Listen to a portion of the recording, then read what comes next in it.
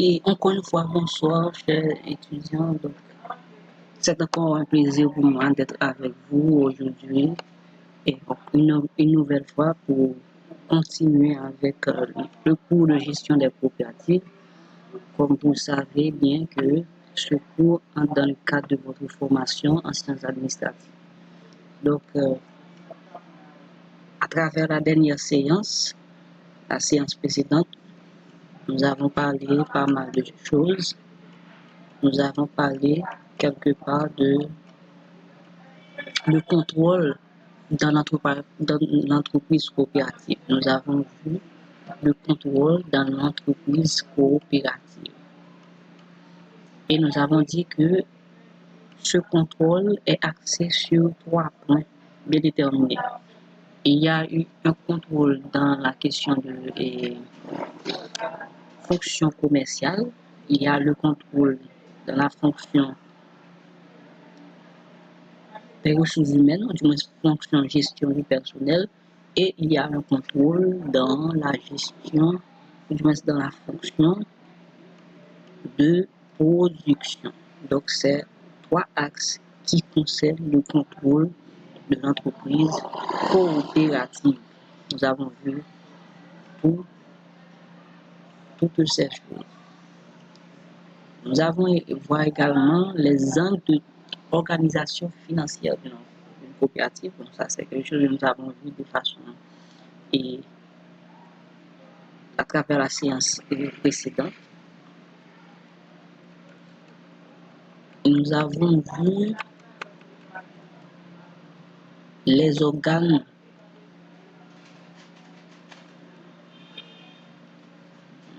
organisations populaires. Ok, nous avons vu ça. Nous avons vu les rôles et les responsabilités des membres des associations, coopératives, fédérations, organisations populaires. Donc, nous avons vu ensemble de rôles, ensemble d'attributions qui constituent vraiment les responsabilités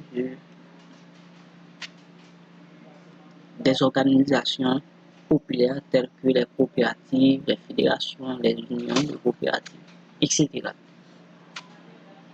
Nous avons vu les organes de l'organisation populaire. Nous avons parlé de l'Assemblée générale, de comment ça devrait être. Nous avons parlé du conseil d'administration. Ok. Nous avons donné des explications concernant le conseil d'administration, quelles sont les personnes qui siègent dans le conseil d'administration, quelles sont ses missions, ses activités en réalité. Nous avons parlé également du comité de surveillance. Donc, comité de surveillance, quelles sont ses attributions, quels sont ses rôles dans l'organisation, du moins dans la gestion de la coopérative. Nous avons parlé également du conseil de gestion.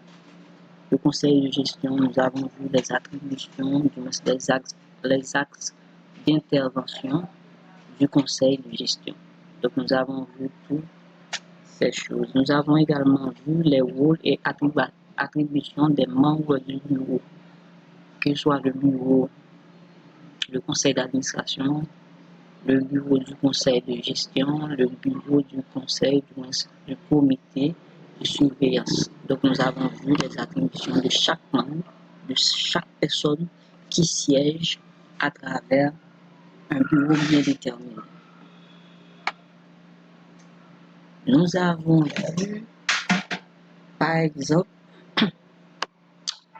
les compositions de chaque conseil bien déterminé. Par exemple, pour le conseil administratif, nous avons vu que le conseil administratif nécessite au moins un président, un vice-président, un secrétaire administratif et également un trésorier. Nous avons vu les rôles, les attributions du président, les rôles et les attributions du vice-président.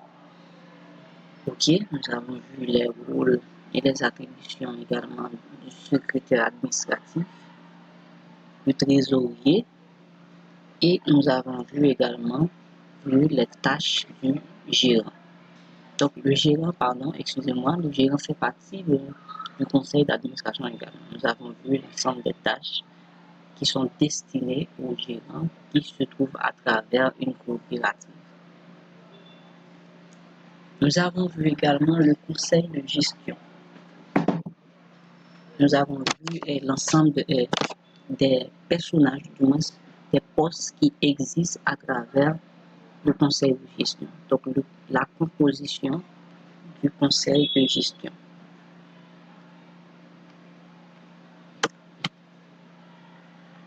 La composition du conseil de gestion. Nous avons dit que le conseil de gestion a besoin de président, secrétaire administratif adjoint, un trésorier général, un trésorier adjoint, secrétaire à l'information, 3 secrétaires à l'organisation et 2 secrétaires au conflit. Donc ça veut dire que nous avons également vu l'ensemble des tâches, des responsabilités de chacun de ces membres qui constituent en réalité le conseil de gestion de la coopérative.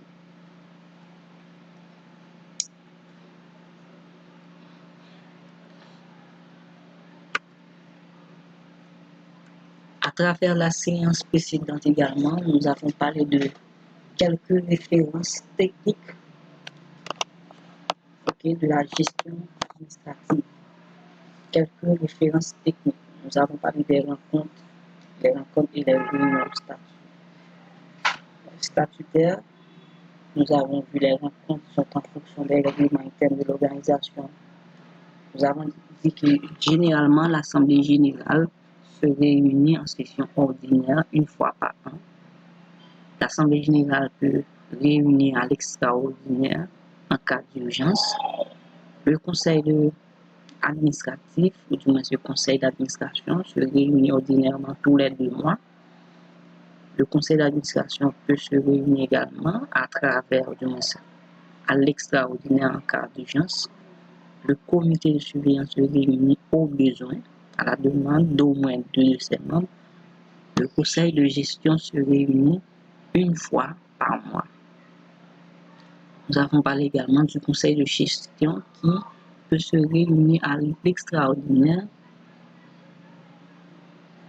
sur la demande du président ou la majorité des membres. Le conseil de gestion peut se délibérer qu'en présence de la moitié de ses membres. Ce sont des références et techniques de gestion administrative. Là, nous avons vu les références techniques en gestion administrative qui concernent les rencontres et les réunions. Nous avons parlé également de quelques références techniques, mais qui concernent les différents règlements au sein de l'institution, surtout les coopératives. On dit qu'elle est en principe faite par le conseil d'administration. Il existe des règles communes à toutes les assemblées. On dit que tous les sociétaires inscrits sur le registre à la date de la convocation de l'Assemblée générale doivent être convoqués de façon formelle. Une convocation individuelle doit être envoyée à chaque sociétaire. L'Assemblée générale doit être convoquée avant la date fixée selon la modalité fixée par les statuts.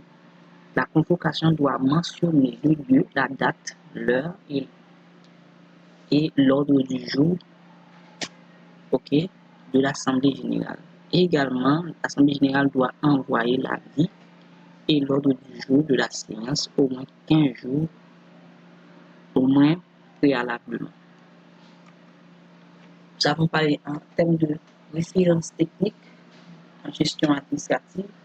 Nous avons vu quelques documents obligatoires pour les différentes rencontres. Nous avons parlé de l'ordre du jour. Nous avons parlé de la feuille de présence et le procès verbal, le PV. Nous avons dit que l'ordre du jour, c'est un document qui mentionne l'ensemble des points à discuter au cours de la rencontre en question. Ça peut faire objet d'une sorte de modification s'il y a une quantité de membres qui exige que un point soit augmenté, du moins un point soit et enlever à travers l'ordre du jour. Ok. En ce qui concerne la feuille de présence, nous avons parlé de l'importance qu'il y a pour que à chaque réunion d'assemblée générale, il faut avoir la feuille de présence parce que la feuille de présence indique les noms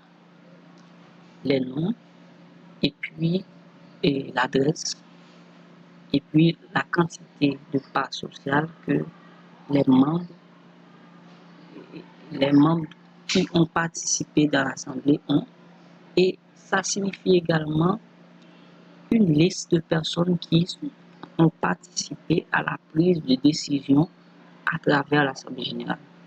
Donc, cette feuille de présence va servir de preuve disant que X personnes, Y personnes ont participé, les deux ont participé dans la prise de décision à travers l'Assemblée générale en question.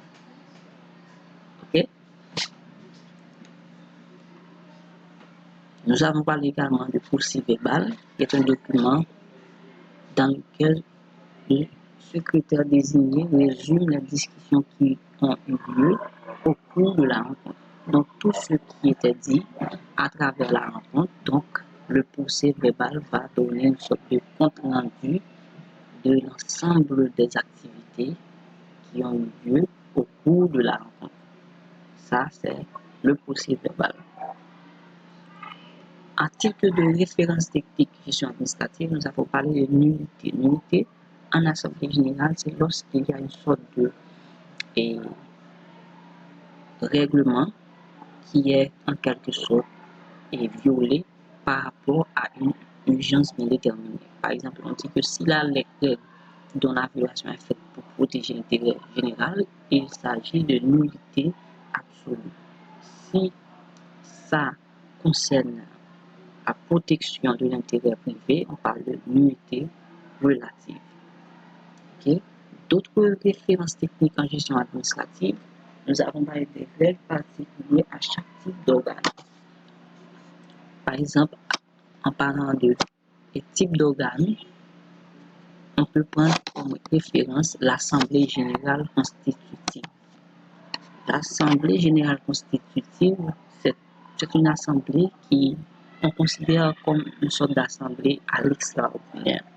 C'est pourquoi, parce que cette assemblée aura lieu, c'est la première assemblée générale qui aura lieu dès le démarrage de la coopérative. Donc, pour le démarrage de la coopérative, donc, ce sera sa première assemblée générale. OK? Donc, à travers ça, voilà ce qu'on peut noter comme objet dans une assemblée générale constitutive. C'est d'abord approuver les statuts. Donc, il y a un ensemble de statuts, un comité qui était chargé de rédiger les statuts, le statut de la coopérative. Donc, on va essayer d'approuver les statuts, vérifier les premières souscriptions de libération des parts sociales, vérifier et élire le premier administrateur, donc les premiers administrateurs, question de former un conseil d'administration, élire les premiers commissaires de compte, examiner et adopter le programme d'activité de la première année. Donc, ce sont les activités que une assemblée générale constitutive peut réaliser. À titre de convocation à travers l'assemblée générale constitutive, à titre de convocation, on dit que le conseil d'administration de la société coopérative n'existe pas encore. Pas encore. Ça veut dire que lorsque vous allez faire la première assemblée générale, le conseil d'administration n'existe pas encore. C'est à ce moment que la convocation doit être faite par les promoteurs. N'oubliez pas, je vous avais dit,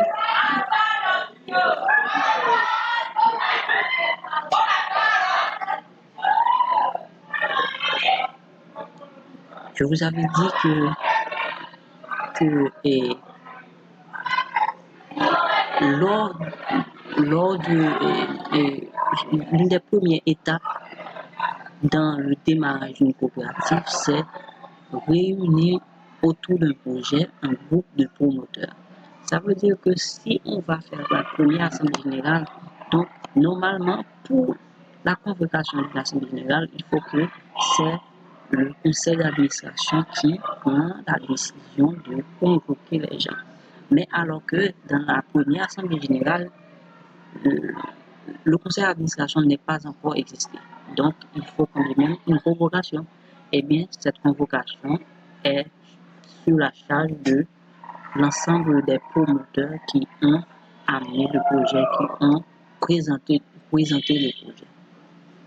Ok, ce sont les promoteurs faire, qui vont faire la convocation et cette convocation doit être faite au moins 15 jours avant la date fixée. Et à ce moment, il faut la tenue d'une feuille de présence. Donc, ça veut dire qu'il faut avoir une feuille de présence qui indique, en réalité, qui indique que voilà et quel ou tel promoteur qui était présent au cours de cette première assemblée générale.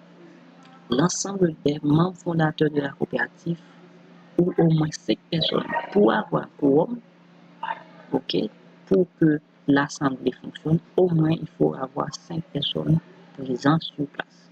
En termes de majorité, 2/3 des membres fondateurs, j'ai bien dit, membres fondateurs sont nécessaires pour permettre que la majorité peut prendre son pour que la majorité dit sont des niveaux à travers des décisions qui ont à prendre. Dit l'Assemblée constitutive a le caractère d'une assemblée générale extraordinaire, je l'avais dit déjà. Donc l'Assemblée générale constitutive donc, a un caractère de assemblée générale à l'extraordinaire. Cependant, pour l'Assemblée générale ordinaire, il y a d'autres démarches. En termes de référence technique, donc il y a d'autres démarches, par exemple le but, les potentiels objets. Une assemblée générale ordinaire, c'est d'abord d'examiner, d'approuver, de rectifier les comptes, de fixer les intérêts éventuels à servir ou pas, de déterminer le montant et les modalités de répartition des ristournes existantes, de constater les dimensions, de décider, de faire constater les augmentations du capital.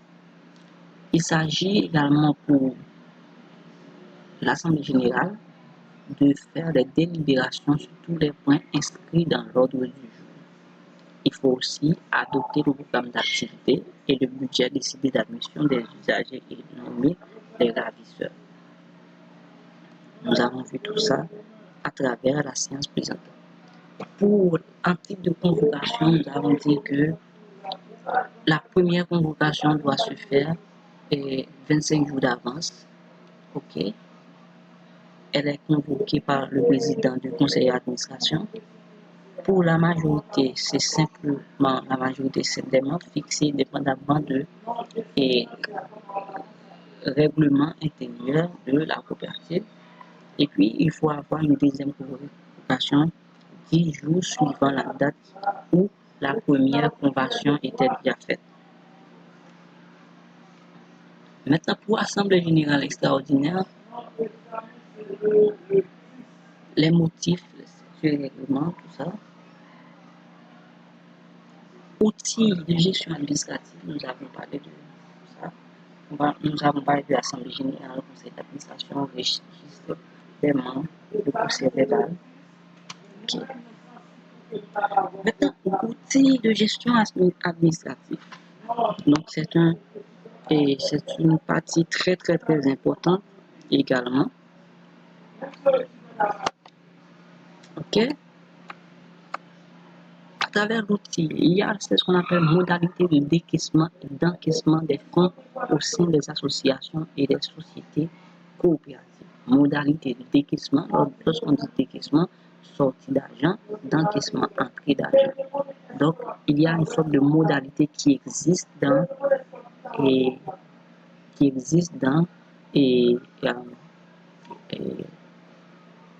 des procédures de décaissement et d'encaissement.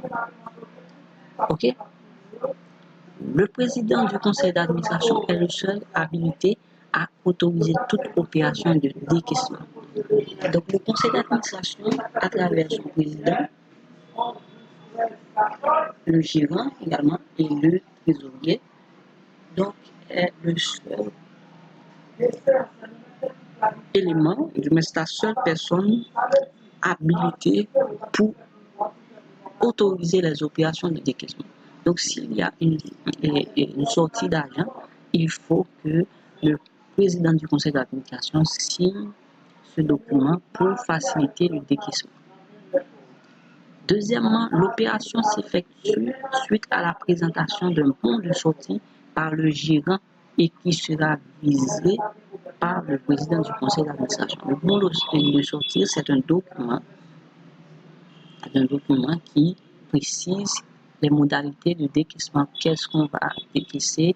Voilà pourquoi, voilà pour quelle raison, donc voilà les garanties, tout ça. Donc, avant même le décaissement, il faut que le gérant de la coopérative présente ce document au président. Le président doit viser avant même de prendre des décisions, soit pour faire le décaissement, soit pour empêcher ou du moins bloquer le décaissement en question. Et puis, il dit que le décaissement doit être matérialisé par des pièces justificatives. Aucun moment de la durée, on ne peut pas autoriser un décaissement sans preuve, sans pièce justificative, sans facture, sans état de paiement. Il faut dire que nous avons dépensé 50 000 € pour tel matériel, donc il faut que les 50 000 € sont justifiés. Ça veut dire qu'on peut justifier que effectivement on a acheté un matériel pour 50 000 €. Donc cela va réaliser à travers les factures, à travers les reçus, tout ça.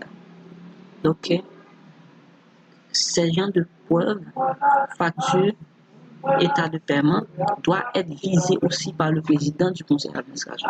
Donc, non seulement pour le gérant, mais également pour le président du conseil qui doit avoir les pièces justificatives qui justifient que tel décaissement était réalisé en bonne et due forme.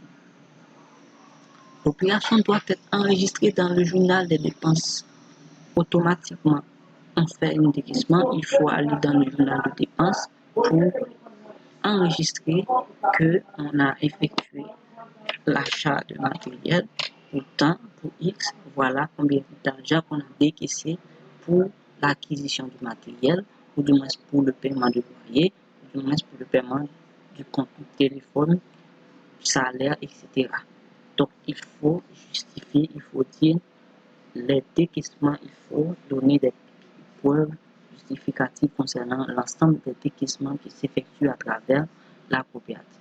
OK? On dit non seulement le président du conseil d'administration est le seul habilité à autoriser toute opération de décaissement, l'opération s'effectue suite à la présentation d'un bon de sortie par le gérant et qui sera visé par le président du conseil d'administration.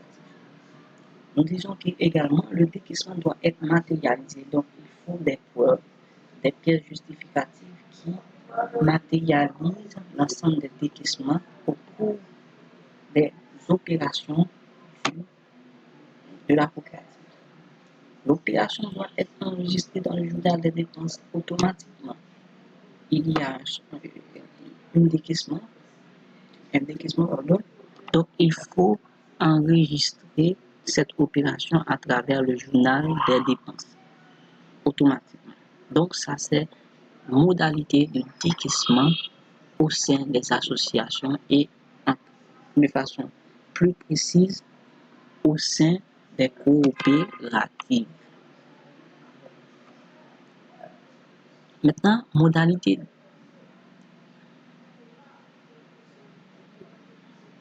OK. Nous poursuivons. D'autres modalités de décaissement, on dit les pièces justificatives doivent être classées dans l'ordre chronologique. Par exemple, si j'ai une pièce qui est sortie en mois de janvier 2021, donc il faut mettre ça à travers janvier 2021, d'autres pièces en février 2021, mars 2021, donc de façon chronologique. Donc il faut enregistrer et classer les documents justificatifs. Le pourquoi, c'est parce que si comme la coopérative doit avoir un vérificateur externe, si le vérificateur vient dans la coopérative, va faire une sorte de vérification, donc il n'y aura pas vraiment de problème de trouver les pièces justificatives. Si on savait que on a entamé une opération au mois de février 2022, donc il faut aller dans le casier de février 2022 et on va retrouver automatiquement le document dont le vérificateur a besoin pour faire ces différences. Donc pour faire la différence entre les pièces justificatives et les données et les autres données pour faire les comparaisons possibles. Donc c'est impérativement, donc ça devait être classé dans l'ordre chronologique. Elle sera aussi portée dans le journal du comptable. Donc le comptable est là. Non seulement ça va être classé et enregistré dans le journal des dépenses, mais également le comptable devrait avoir ces documents. Non seulement les pièces justificatives, mais aussi les écritures qui étaient vraiment passées lors du potentiel décaissement. Dit tout paiement par chèque doit être signé par le gérant et le trésorier.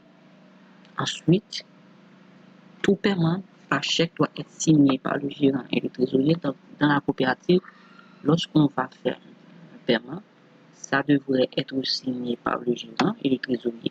Ensuite, le gérant et le trésorier vont soumettre au président du conseil d'administration et administration à travers le bon de sortie. Donc, une fois que vous avez procédé à sorte de paiement, donc vous allez soumettre ça au président du conseil d'administration à travers le même document qu'on parle de bon de sortie. C'est un document qui dit exactement voici les dépenses ou les décaissements que nous avons fait pour telle ou X activité, pour tel ou X matériel, etc.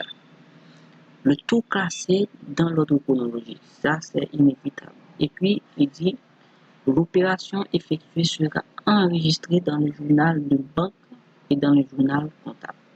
Lorsqu'on dit les opérations doivent être enregistrées dans le journal de banque et dans le journal comptable, parce que si on a une coopérative qui n'est pas, même la coopérative d'épargne de crédit, donc il y a une sorte de réalité à travers les banques lorsqu'on va faire les dépôts bancaires et les retraits bancaires, donc par rapport aux données qu'on a en main. Donc c'est lorsqu'on va faire c'est ce qu'on appelle en comptabilité les rapprochements bancaires.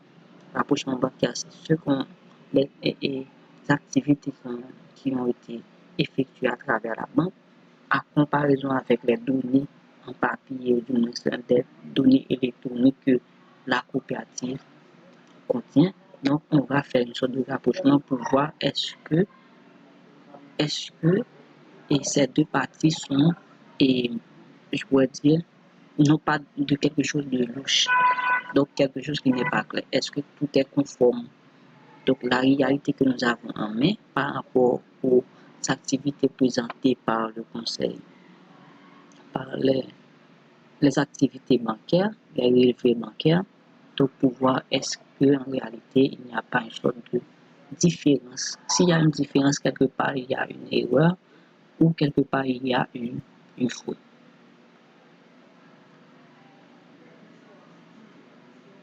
Ok, il y a une faute quelque part. Ensuite,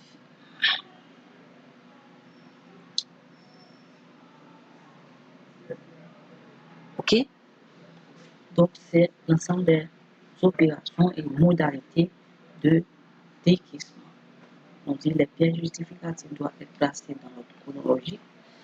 Elle sera aussi portée dans le journal du comptable. Tout paiement par chèque doit être signé par le gérant et le trésorier, ensuite soumis au visa du président du conseil d'administration à travers le bon de sortie.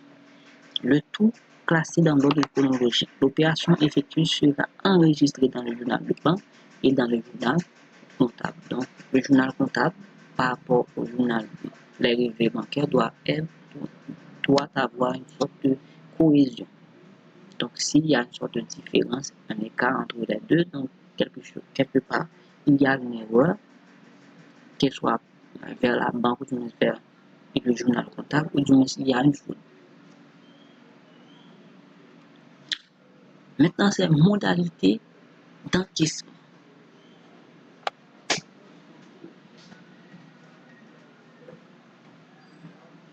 Modalité d'encaissement.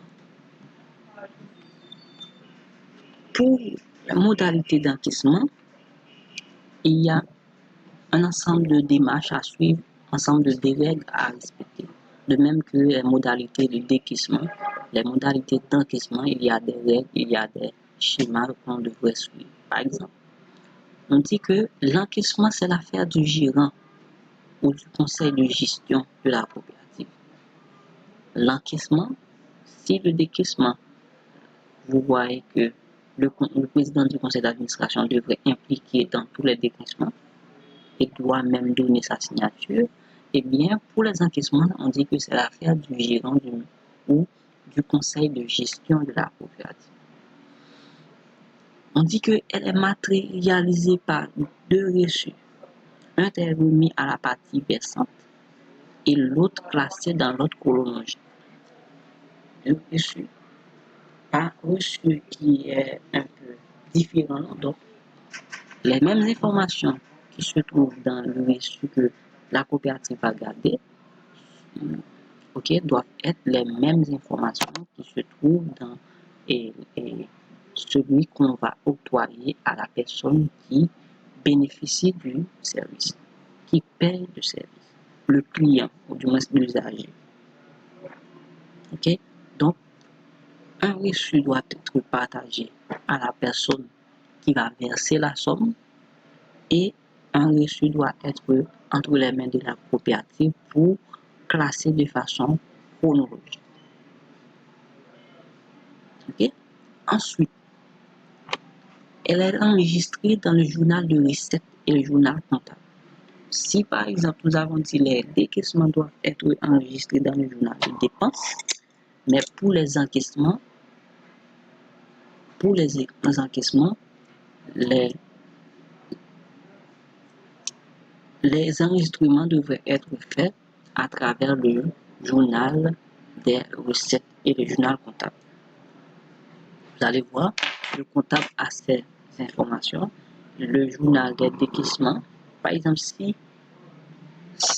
une personne vient de prendre un service, donc la personne va automatiquement acheter un produit dans la coopérative. Donc, il faut que ce reçu doit être classé de façon chronologique. Mais l'enregistrement de ce reçu, des montants qui se trouvent, des informations qui se trouvent à travers ce reçu, doivent être portées dans le journal des recettes parce que il s'agit d'un encaissement. Donc, le compte approprié aux encaissements, c'est le compte de journal des recettes. Pour les dépenses, c'est journal des dépenses. Pour les décaissements, mais pour les encaissements, lorsque la coopérative entre de l'argent, lorsqu'il y a une sorte de liquidité qui entre dans la coopérative, lorsqu'il y a un chèque qui constitue quand même une sorte d'argent, bien que ce n'est pas une liquidité, mais tous ces encaissements devraient être enregistrés dans le journal des recettes de la coopérative et le journal comptable. Le montant des recettes réalisées sera récupéré par le trésorier contre reçu établi par le gérant et signé par le trésorier. Le montant des recettes réalisées sera récupéré. Le montant, donc, lorsque la coopérative fait l'encaissement, donc l'argent qui rentre sous quelque forme que ce soit va être récupéré par le trésorier. Le trésorier encaisse l'argent et puis compte le reçu établi par le gérant. Par exemple, le gérant va donner le reçu au trésorier et le trésorier le trésorier va donner au gérant le reçu et le trésorier va récupérer l'argent liquide ou du moins sous forme de chèque du, du client. Okay, c'est pourquoi on dit que les montants recettes réalisés sera récupéré par le trésorier contre reçu établi par le gérant et signé par le trésorier. Donc c'est clair, c'est extrêmement clair que l'encaissement consiste à faire, il y a une sorte de modalité pour les encaissements, de même que il y a des modalités très claires pour les décaissements. Ensuite, concernant les encaissements, on dit que l'argent récupéré est versé à la banque contre un bordereau de versement. Lorsque l'argent, c'est de l'argent liquide, donc cet argent doit être versé dans la banque et la banque va donner un bordereau de versement.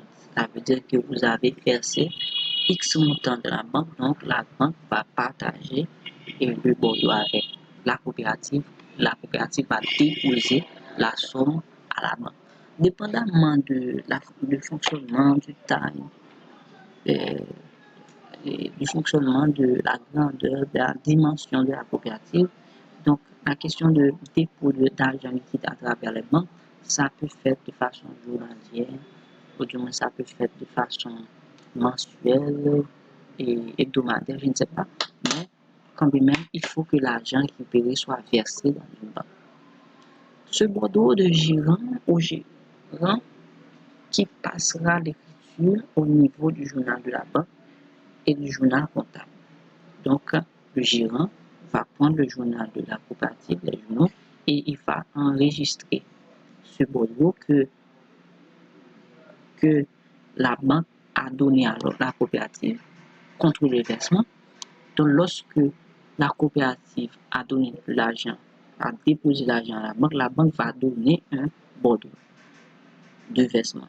Ce bordereau de versement va être sur la charge du gérant qui va passer l'écriture au niveau du journal de la banque et du journal comptable. Et voilà. Et ensuite, il y a le solde banque sera dégagé chaque mois. Chaque mois, on va essayer de faire les soldes de banque. Donc, on va identifier dans le journal qui s'appelle banque et on va faire le solde. Solde, c'est pourquoi? C'est parce que à travers le compte banque, il y a des décaissements qui sont enregistrés. Les décaissements sont enregistrés au crédit et les encaissements sont enregistrés au débit.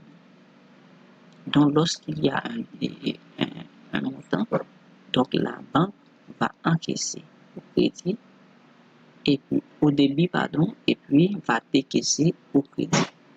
Ok, va décaisser au crédit. Ça, c'est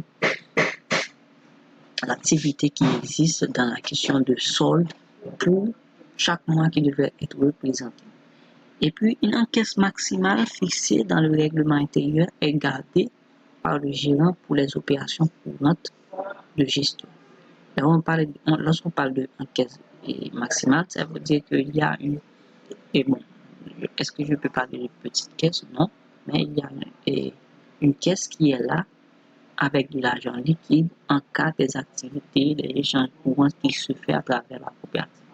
Donc, ça est toujours primordial de présenter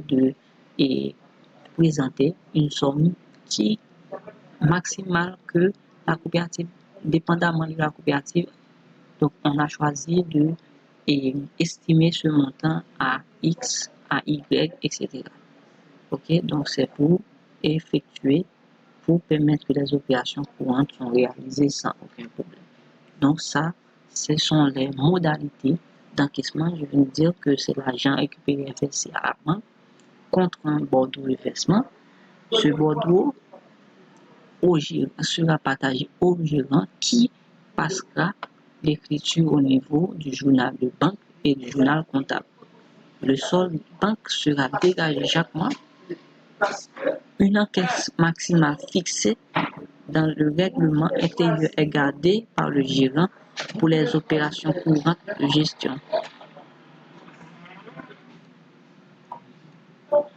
Ok.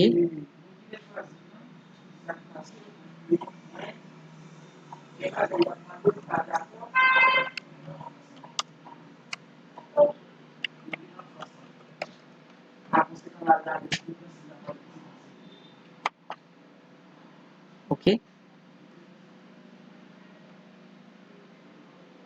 Voilà.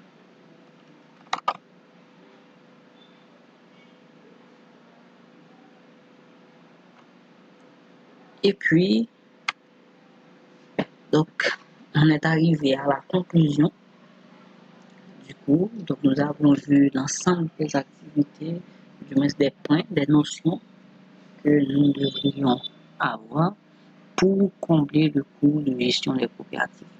Donc, à travers le cours, j'ai fait une sorte de rappel pour les grands et lignes que nous avons vues. Donc, à titre de rappel, de façon simple, je vais vous rappeler les notions et les chapitres qui étaient très importants que nous avons présentés depuis le début de cette activité, de la dispensation de ce cours.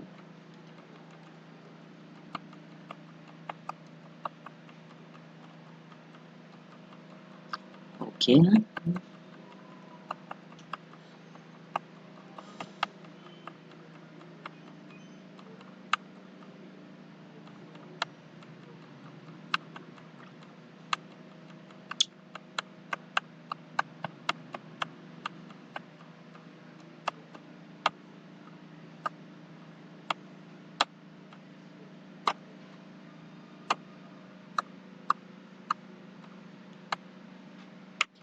D'abord, nous avons fait une sorte de généralité. Du coup, nous avons présenté la notion de gestion, nous avons expliqué c'est quoi la gestion, nous avons expliqué le contexte du PODCD, planification, organisation, direction, contrôle, décision. Nous avons donné quelques définitions du mot entreprise. Nous avons présenté quelques formes d'entreprise. OK? Nous avons également parlé des coopératives, des définitions de la coopérative. Ensuite, nous avons traversé pour la deuxième partie qui consiste à présenter l'histoire des coopératives à travers le monde. Nous avons vu la genèse du mouvement coopératif, les origines du mouvement coopératif dans les pays industrialisés comme l'Angleterre, l'Allemagne, la France. À titre de rappel, nous avons dit que l'Angleterre est le berceau des coopératives de consommateurs.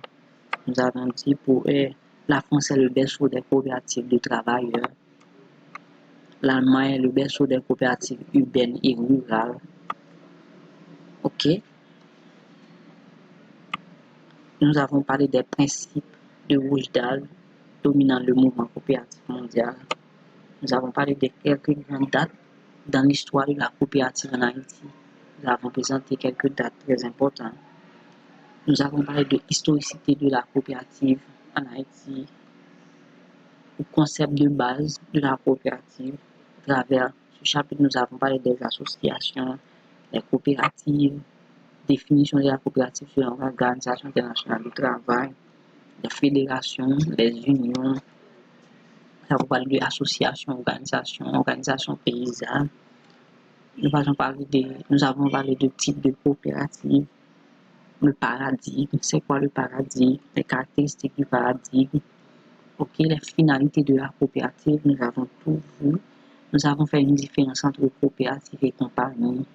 OK, nous avons parlé des types de membres, les sociétaires, les usagers, les bénéficiaires. Nous avons parlé de devise de la coopérative, de l'emblème des coopératives. Nous avons parlé des responsabilités de la coopérative, responsabilités philanthropiques, éthiques, légales et économiques. Nous avons parlé des valeurs constituantes de l'ADN de la coopérative. Nous avons parlé de pyramide de responsabilité.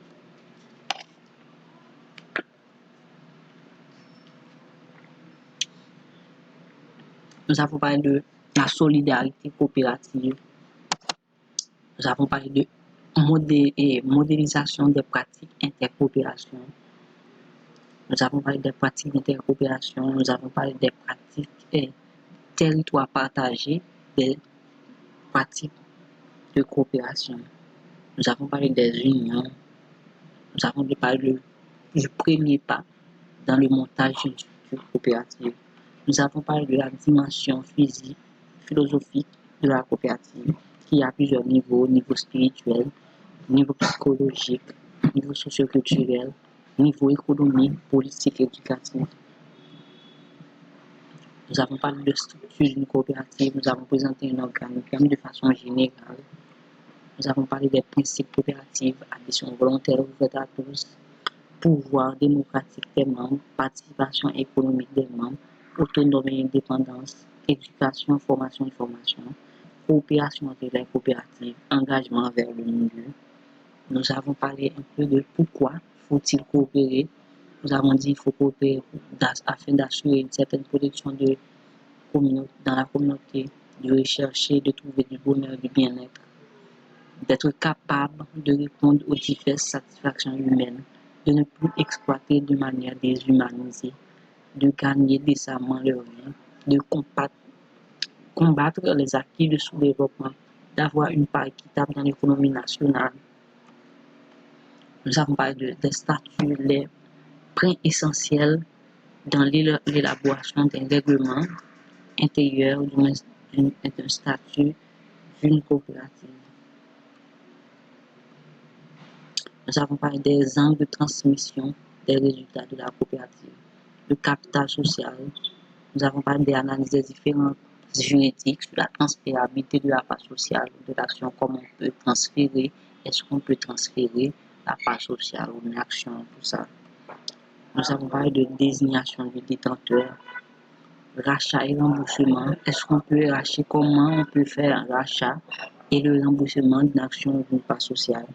Comment, c'est quoi le trou perçu? Nous avons parlé du trou perçu, nous avons parlé de crédit bail, caractéristiques de crédit bail, plus-value. Nous avons parlé de l'objectif de la gestion financière. Nous avons parlé de la gestion du fonds de roulement, la gestion de l'encaisse. Ok, nous dirons que l'encaisse est essentielle pour le motif de transaction, de précaution, de spéculation. Ok, nous avons parlé de gestion de stock. Ok, qui dépend de deux choses. Le montant est déterminé en balançant le coût de stockage et contre le coût réel per ligne. Nous avons parlé de compte à recevoir, compte à payer.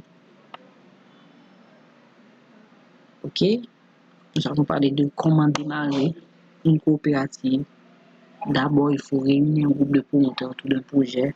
Ensuite, faire une étude de faisabilité, tenir une réunion d'organisation, faire une étude de viabilité, organiser l'association, planifier le fonctionnement de l'entreprise, planifier et organiser le financement du démarrage, assurer la légalité des opérations, préparer le personnel employé de l'entreprise.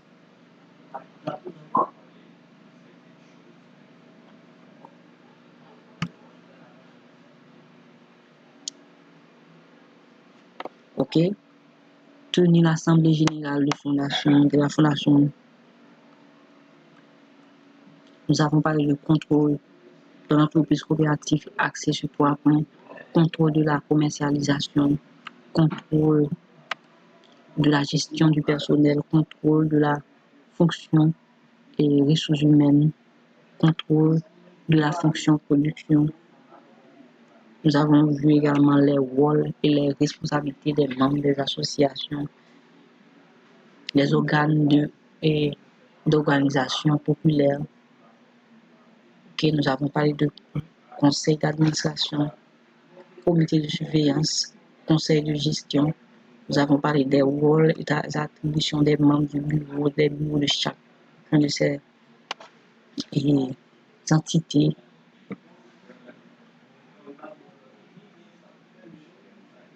Et nous avons vu quelques références techniques, gestion administrative, concernant les rencontres et les réunions statutaires, concernant les différentes règles, concernant les documents obligatoires pour les différentes rencontres, concernant la nullité de l'Assemblée générale, règles particulières à chaque type d'organe, règles particulières à chaque type d'organe, Assemblée générale ordinaire, Assemblée générale extraordinaire. Okay, nous avons vu également outils de gestion administrative. modalité de décaissement, modalité d'encaissement. Ok, donc c'est l'ensemble des points que nous avons vus à travers et le cours de gestion des coopératives. Ok, maintenant à titre de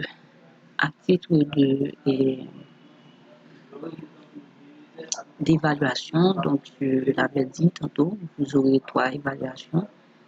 La première évaluation, il s'agit de présenter un résumé de la loi la loi de 2002 portée sur les coopératives d'épargne de crédit. Donc, vous avez fait un résumé à travers 2 pages maximum, 2 pages maximum. OK? Et puis, l'autre, c'est évaluer l'impact des coopératives dans l'amélioration des conditions socio-économiques des gens dans une communauté. Et troisièmement, vous allez en quelque sorte réaliser un petit projet qui parle de vous allez identifier un problème dans votre communauté et pour essayer d'apporter une réponse à travers la création d'une coopérative. Donc, ce sont les activités que vous aurez à faire dans le cadre de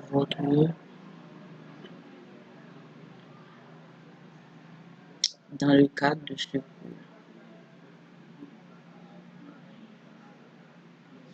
OK?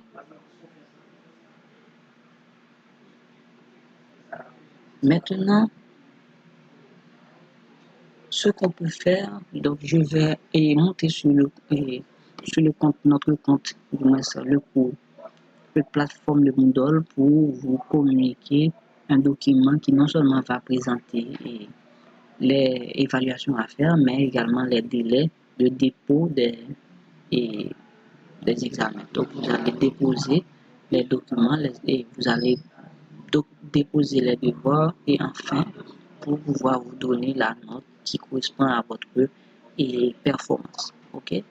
Donc, je vais vous communiquer et à travers le Moodle encore l'ensemble des évaluations à faire, mais également je vais vous communiquer les dates limites pour déposer les devoirs sur le compte Moodle. Comme je viens de le dire et je le dis tout le temps, donc vous pouvez me contacter également en outre du Moodle, vous pouvez me contacter à travers mon email. Mon email c'est Stevenson, pardon, 791 à commercial@gmail.com et puis maestro Steven 41 à commercial@yahoo.com. Vous pouvez également me contacter à travers WhatsApp ou email. Donc à travers mon numéro, c'est plus 509 37 96 29 14. Ce sont des axes que vous pouvez me rencontrer en nom du moteur. Essayez de me faire sentir que vous participez vraiment dans le cours. OK? Envoie-moi tes suggestions, vos questions, vos suggestions et vos commentaires. Si vous avez quelque chose que vous n'avez pas vraiment assimilé, vous pouvez me faire savoir et puis moi je peux vous contacter. On peut contacter ensemble pour essayer de éclaircir le point que vous vous sentez un peu mal à l'aise à travers le point en question. Par exemple, si dans le cadre des évaluations également, vous avez quelque part un problème par rapport au devoir, donc vous pouvez avoir du mal à dire voilà, donc dans le cadre de telle évaluation, je ne comprends pas vraiment comment je devrais présenter ça. Donc vous pouvez me faire savoir et puis moi je vais contacter avec vous pour vous expliquer mieux si c'est nécessaire afin de réaliser les évaluations dans les délais et espérés. Normalement, je sais que votre cas, c'est un cas vraiment spécial parce que vous avez besoin de décrocher votre licence. C'est pourquoi il y a un programme que le décanat a mis en place pour essayer de vous donner les cours et pour faciliter votre soutenance à l'avenir et enfin de pouvoir arriver dans le délai que vous avez pour présenter votre travail pour avoir ton diplôme de licence.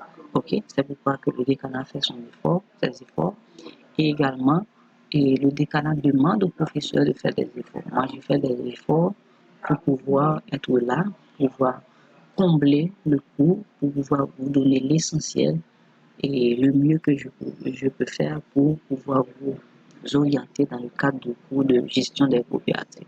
Donc, je vous attends, j'attends vos questions, j'attends vos suggestions, j'attends vos remarques et pour pouvoir avancer avec les évaluations que j'aurai à vous communiquer de façon formelle à travers un document. Et en attendant, non seulement les séances, toutes les séances des cours sont disponibles sur la plateforme, il y a des documents de support, par exemple, et le décret qui présente la loi portée sur les coopératives d'épargne et de crédit de 2002 qui est partagé avec vous sur la plateforme. Il y a deux autres documents. Il y a un document qui parle un peu des coopératives agricoles, donc vous pouvez en puiser quelques informations. Et il y a d'autres documents qui parlent de l'histoire de la coopérative dans le monde, donc il y a des documents. Et vous avez également les documents et PowerPoint. Donc, les documents qui est PowerPoint, c'est un document que j'utilise normalement pour pouvoir présenter le cours. Donc, vous pouvez également vous en servir. Et puis, il y a également un syllabus qui est là. Ce syllabus va vous permettre non seulement d'avoir les évaluations, mais pour essayer de comprendre les modalités à tel pourcentage que, et, par exemple, la première évaluation est sur 30%, deuxième évaluation 30%, pardon, et troisième évaluation 40% qui va vous donner un total de 5%. Donc, vous pouvez contacter, vous pouvez et vous en servir de ces documents pour pouvoir vous orienter mieux, ok, par rapport au cours. Donc, moi, ce que j'attendais de vous, de votre part, c'est que vous puissiez me contacter. C'est très, très important. Faites-moi sentir que vous êtes là dans le cadre du cours et vous apprenez quelque chose. Ok, donc, c'est comme si vous laissez l'espace sans faire des interactions, vous n'interagissez pas. Donc, ce sera pour moi un problème. Un problème parce que je ne sais pas si vraiment vous avez pris le temps de regarder les séances, de regarder les documents, de voir les évaluations et même pouvoir travailler sur les devoirs à déposer sur la plateforme. Donc, il faut quand même, je sens votre présence dans le cadre du cours et ceci va me permettre de dire, ah voilà que l'étudiant a quelque chose impliqué quelque part à impliquer dans le cadre du cours et le cours a vraiment été réalisé et vraiment été satisfait. Okay? Et puis, toute autre chose, pour terminer, moi, généralement, lorsque j'enseigne les cours, donc, je demande aux étudiants non seulement de faire des remarques à travers la façon dont je dispense le cours. Donc, si vous avez des remarques, des reproches à me faire, donc des notes à me donner, j'aimerais bien savoir après cette séance que vous me disiez, bon voilà, j'octroie la note de temps sur ça. Étant que professeur, moi j'aime ça parce que ça va m'aider à m'améliorer pour les étudiants à venir. Donc autant de fois que j'ai l'opportunité d'enseigner des cours, donc il y a des remarques, il y a des reproches, il y a des compliments, tout ça je peux améliorer mes capacités afin de préparer mieux l'avenir. Okay? Donc c'est très important pour moi que les étudiants font une sorte de évaluation de ma performance dans le cadre de concours. Donc j'attends les remarques et j'attends vos suggestions, vos questions, tout ça. En somme, donc j'étais vraiment content de passer près de 9 heures et quelques minutes avec vous. Donc les séances que j'ai présentées sur la plateforme, ça s'estime à 9 heures quelques minutes. 9h10, 11 minutes, quelque chose comme ça.